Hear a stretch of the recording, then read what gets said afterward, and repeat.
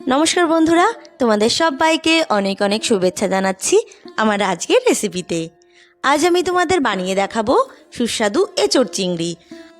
আশা করছি আজকের এই রেসিপি তোমাদের খুব ভালো লাগবে। আর আমার চ্যানেল এখনও সাবস্ক্রাইব করা না থাকলে চ্যানেলটি সাবস্ক্রাইব করার অনুরোধ রইল। তাহলে চলো দেরি না করে ঝটপট রেসিপিটা দেখে নেওয়া যাক। এঁচোড় চিংড়ি বানানোর জন্য এখানে নিয়ে নিয়েছি এঁচোড়। দেখো, এঁচোড়গুলোকে এরকম কেটে নিয়েছি। এঁচোড়ের সাইজটা খুব ছোট কিংবা খুব বড় করিনি। এখন এঁচোড়গুলোকে সেদ্ধ করে নেব। ওই জন্য কুকারের মধ্যে এঁচোড়গুলোকে দিয়ে দিলাম। এখন এর মধ্যে দিয়ে দেব জল। জলের মধ্যে দিয়ে দিলাম লবণ, হলুদ, লঙ্কার গুঁড়ো। এখন এটাকে একটু নেড়ে ঢাকনি দিয়ে ঢেকে দেব। দুটো সিটি দিয়ে এঁচোড়গুলো নামিয়ে নিলাম। আর কেটে নিয়েছি আলু, আর নিয়েছি চিংড়ি। মশলার জন্য এখানে নিয়ে নিয়েছি পেঁয়াজ, রসুন, লঙ্কা, আদা। এখন এগুলোকে বেটে পেস্ট তৈরি করে নেব। পেঁয়াজগুলোকে এখানে কুচিয়ে নিয়েছি, টমেটোকে টুকরো করে কেটে নিয়েছি। এখন চিংড়িগুলো ম্যারিনেশন করে নেব। ওই জন্য দিয়ে দিলাম লবণ আর হলুদ। লবণ হলুদ দিয়ে এগুলোকে হাত দিয়ে ভালো করে মাখিয়ে নেব। চিংড়ি ম্যারিনেশন করা হয়ে গেছে।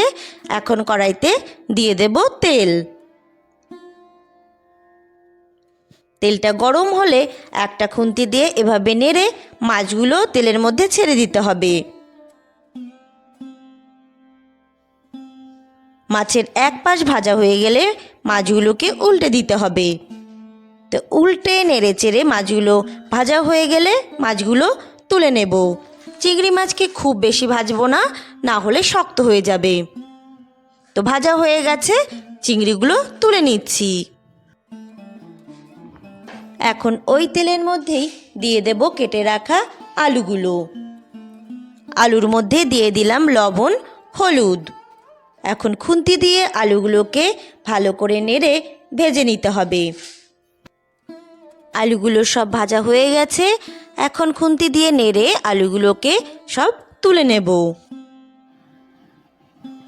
সব আলু তোলা হয়ে গেলে ওই তেলের মধ্যেই দিয়ে দিলাম সিদ্ধ করে রাখা এঁচোড়। এবার এর মধ্যে লবণ হলুদ দিয়ে এঁচোড়গুলোকে ভালো করে ভেজে নিতে হবে। এঁচোড় না ভেজেও সরাসরি মশলার মধ্যে দিয়ে রান্না করা যায়, তবে আমার কাছে ভেজে রান্না করলে একটু টেস্টটা বেশি লাগে। এঁচোড় ভাজা হয়ে গেছে। এখন সব এঁচোড়গুলো তুলে নিচ্ছি। এখন কড়াইতে দিয়ে দিলাম আর একটুখানি তেল। তেলের মধ্যে একটা শুকনো লঙ্কা, একটা তেজপাতা দিয়ে দিলাম, আর দিলাম লবঙ্গ, এলাচ, দারুচিনি। এখন এর মধ্যে কুচানো পেঁয়াজগুলো দিয়ে দিলাম। পেঁয়াজগুলো এখন নেড়ে হালকা ভেজে নেব।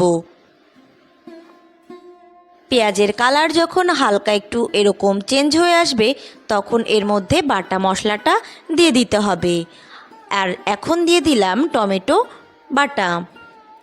এখন এগুলোকে একসঙ্গে ভালো করে মিশিয়ে নিতে হবে। মশলাগুলো একটু নেড়ে চেড়ে এর মধ্যে দিয়ে দিতে হবে একটুখানি জল।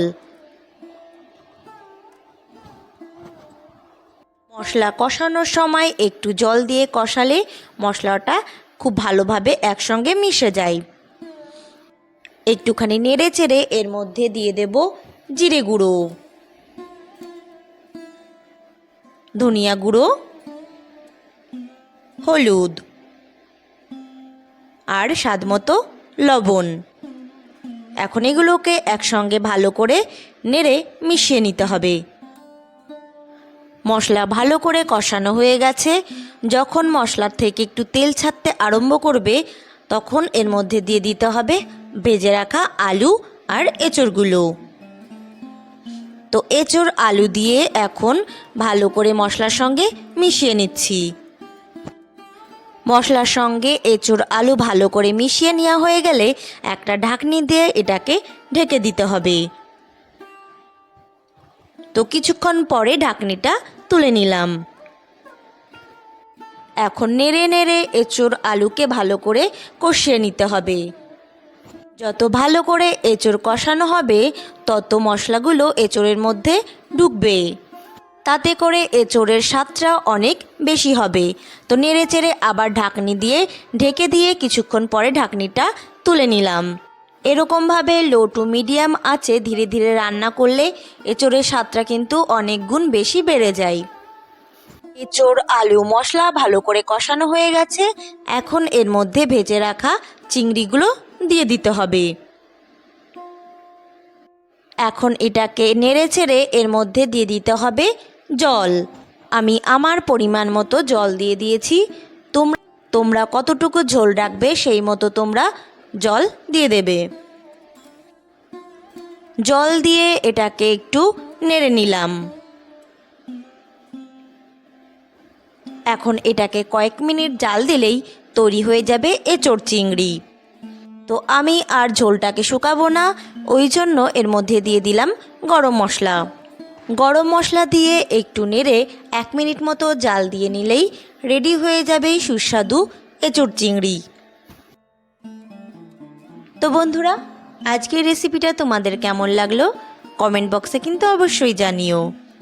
আর ভিডিওটা ভালো লাগলে একটা লাইক করে দিও। এখন একটা বাটিতে এঁচোড় চিংড়িটাকে সুন্দরভাবে সাজিয়ে নিলাম। তো বন্ধুরা, আজকের মতো বিদায় জানিয়ে ভিডিওটা আমি এখানেই শেষ করছি। চলে আসবো নতুন একটা রেসিপি নিয়ে। তোমরা সবাই ভালো থেকো, সুস্থ থেকো।